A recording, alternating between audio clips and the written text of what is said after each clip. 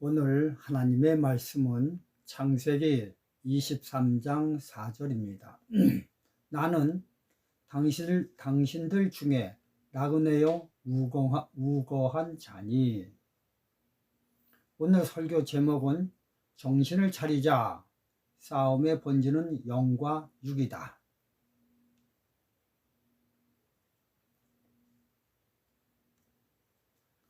아브라함의 이 말씀은 영적으로 해석을 해야 됩니다. 헷 족속들이 부동산에 고정되어 있고 아브라함은 조금 있다가 가는 뜨내기, 나그네가 아닙니다. 역으로 아브라함은 하늘나라에 고정되어 있고 세상 민족인 헷 족속은 하늘나라를 중심으로 한다면 그들이야말로 잠시 있다 가는 나그네요 우거하는 자들입니다. 에베소 2장 12절. 우리의 싸움은 혈과 육에 대한 것이 아니요 정사와 권세와 이 어두움의 세상 주관자들과 하늘에 있는 악의 영들에게 대함이라. 이렇기 때문에 우리는 언제든지 영적인 것에 초점을 맞춰야 합니다. 그래야 진정한 적군을 깨닫고 보며 싸울 수 있습니다. 삼국지를 보면 제갈량은 언제나 본진은 숨기고 적들로 하여금 유혹해 하는 군대에 의해 홀려 본진이 숨어있는 곳으로 오도록 획책을 해 승리를 합니다. 이처럼 우리가 싸우는 적이 누군지를 확실히 알아야 합니다. 에베소 6장 12절에서 지적하길 우리의 싸움은 물질, 혈, 육 등이 아니고 눈에 보이지 않는 영의 세계에 속한 사단 마귀가 진정한 우리의 싸움의 대상이라고 알려주고 있습니다. 이 세상에는 식물, 동물, 사람 이렇게 세 구분으로 나눌 수가 있습니다. 그런데 식물은 동물과 사람들의 에너지원이고 동물은 영적인 것을 인식하지 못하는 생물입니다. 그들은 오로지 눈에 보이는 물체만 인지합니다. 그래서 동물들은 오감에 의해 지배되어 살고 있습니다. 그렇기 때문에 동물들의 5개의 감각은 감히 인간들이 따라갈 수 없을 정도로 발달되었습니다. 한 예로 개는 사람에 비해 후각이 발달되었는데요.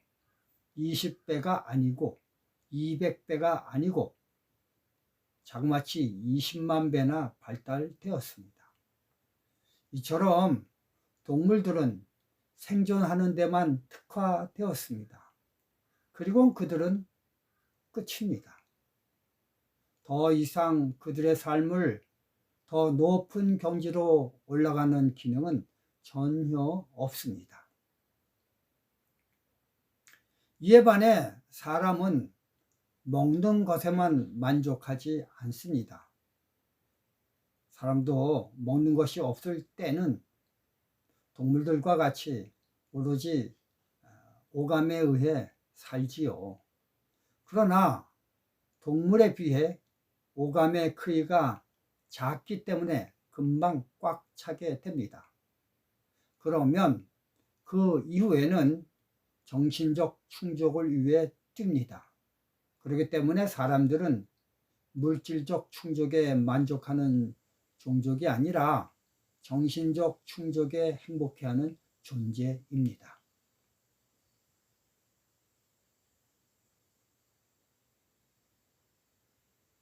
예를 든다면 먹을 것이 부족하면 그의 눈엔 먹을 것만 보이지만 만약 먹을 것이 충분하면 사람들은 먹을 것에 눈길이 가는 것이 아니라 미적 아름다움에 정신이 쏠립니다. 그래서 그림과 도자기, 식탁, 그리고 아름다운 음악 등의 정신적 면에 관심이 많아지게 됩니다. 그럴 때 그들은 행복하다라고 이야기를 합니다. 이러한 예술에 휩싸이게 될 때 비로소 인간은 동물과 다른 위격을 갖게 되는 진정한 사람입니다. 만약 인간이 동물과 다름없는 오로지 식욕, 정욕, 성욕에만 머물고 있다면 그런 사람들을 가리켜 우리는 저 짐승 같은 사람이라고 합니다. 사람은 사람인데 행동한 것을 보니 사람보다 낮은 짐승 같다라는 이야기입니다. 즉 영과 혼이 없는 사람이라는 뜻입니다. 사실 인간은 물질적 만족이 그를 행복하게 만들지 못합니다. 인간은 정신적 만족에 의해 그의 존재 가치를 깨닫고 행복해 합니다. 기쁨, 믿음, 행복, 사랑 이러한 모든 것들은 물질이 아니라 추상명사입니다. 그래서 성경은 이렇게 말을 하고 있습니다. 마태복음 6장 31절 32절 그러므로 염려하여 이르기를 무엇을 먹을까 무엇을 마실까 무엇을 입을까 하지 말라. 이는 다 이방인들이 구하는 것이라. 이러한 물질적인 것들은 하늘의 하나님께서 알아서 너희들 위해 준비하실 영역이다. 그러한 한 예로 성경은 참새와 백합화를 예로 들어 씁니다. 참새가 먹는 것과 백합화에 입는 것은 그들이 준비해서 먹고 입는 것이 아니라 그들을 위해 하나님이 먹이시고 입혀주신다고 성경은 분명히 말하고 있습니다.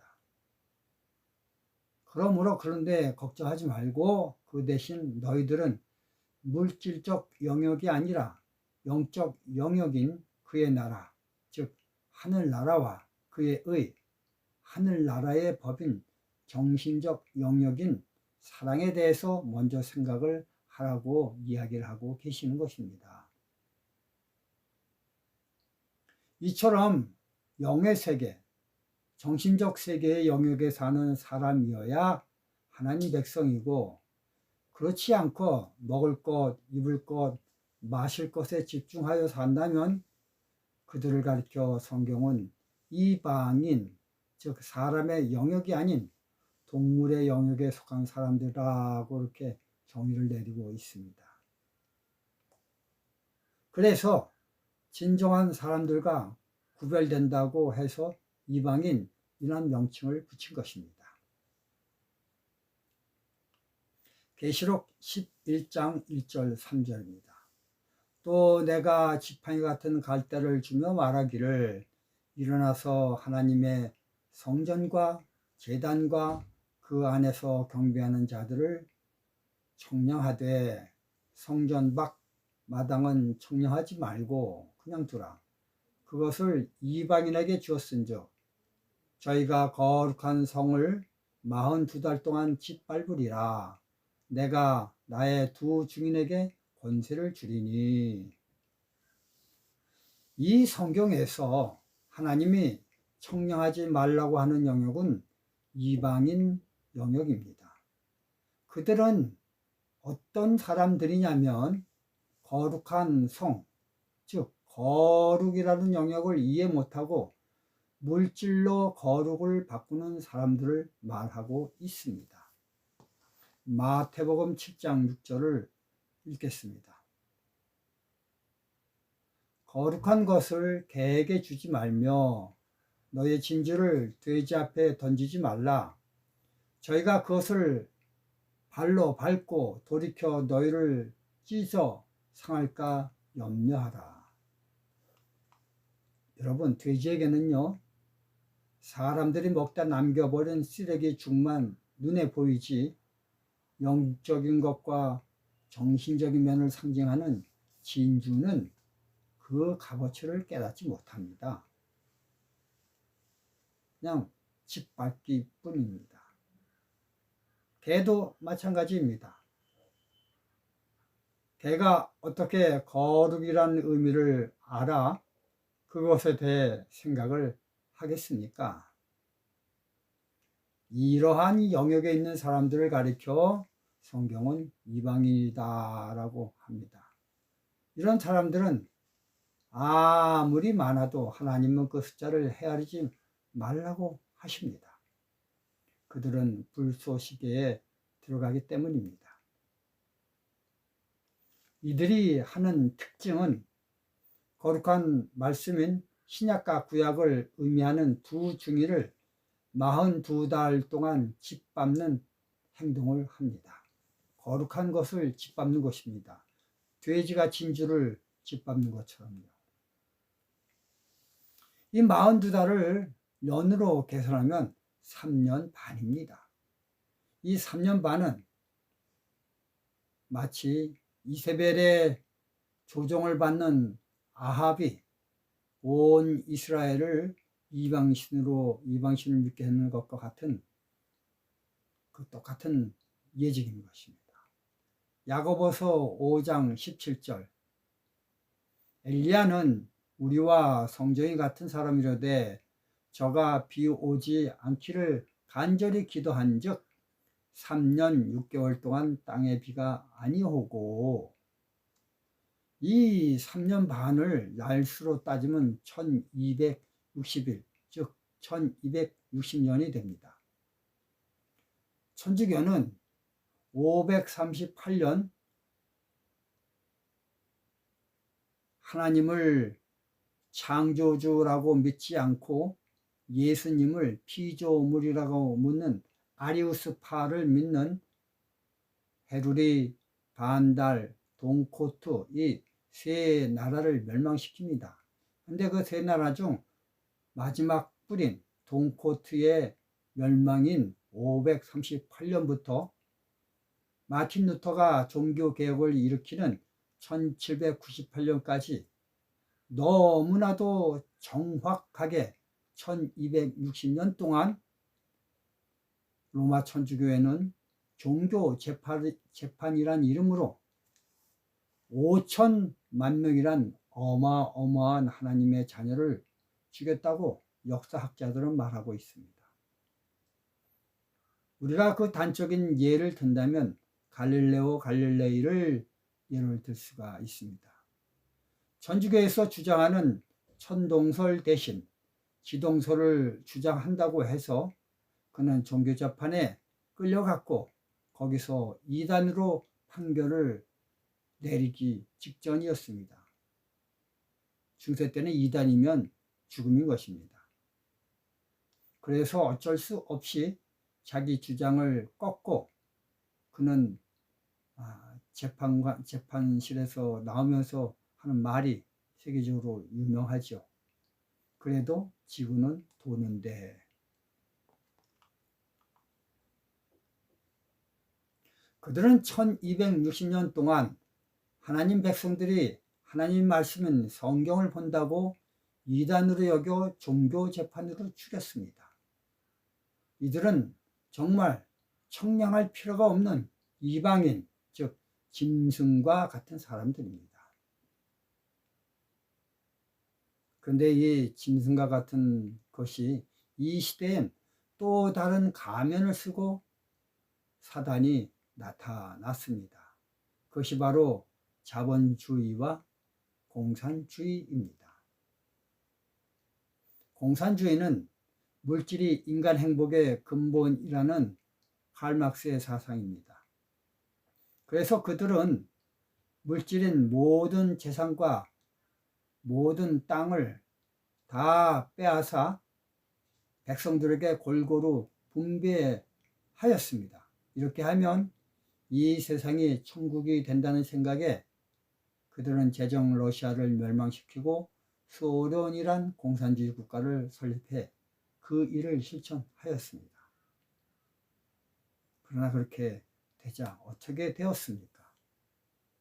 역사적으로 우리가 다 아시는 것처럼 공산주의를 기반으로 해서 세워진 소련, 중국, 북한을 보십시오. 인간 최악의 삶을 사는 국가들이 되었습니다. 자본주의도 마찬가지입니다.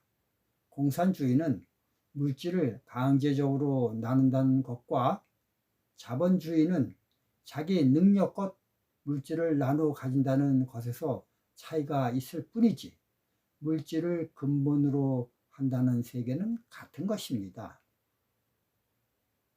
이제 우리들은 오늘 주제로 되돌아가야 되겠습니다. 아브라함은 이처럼 물질을 인간 행복의 근본이라고 생각하는 헷 족속들이 볼 때에는 나그네에 불과했지만 거룩이란 정신적 행위의 기초를 두어 사는 하늘나라를 중심으로 생각한다면 오히려 아브라함은 주인이고 헷 족속들이야말로 나그네인 정처 없이 떠다니는 구름과 같은 허무한 존재들인 것입니다. 요한복음 4장 24절에 하나님은 영이시다라고 정의를 내리고 있습니다. 그래서 영적으로 예배하는 사람들을 지금도 23절에 보니까 아버지께서는 이렇게 자기에게 예배하는 자들을 찾으시느니라. 이렇게는 뭐예요? 영적으로. 여러분, 없거나 흔하지 않기 때문에 찾는 것입니다. 많거나 흔하면 찾지 않습니다. 오늘날 하나님의 남은 백성들은 물질과 재물에 관심이 쏠리는 이방인이 아니고 영적인 그의 나라와 그의 의가 먼저 생각나고 그 다음에 재물과 물질이 생각나는 거룩한 백성들인 것입니다. 성도 여러분, 우리의 싸움은 혈과 육이 아닙니다. 권세 잡은 자, 영의 세계, 마귀와의 싸움입니다. 그러므로 우리는 늘 영적인 것에 충만하고 영적인 싸움에 전신갑주를 입어야 되겠습니다. 말씀을 마치겠습니다. 감사합니다.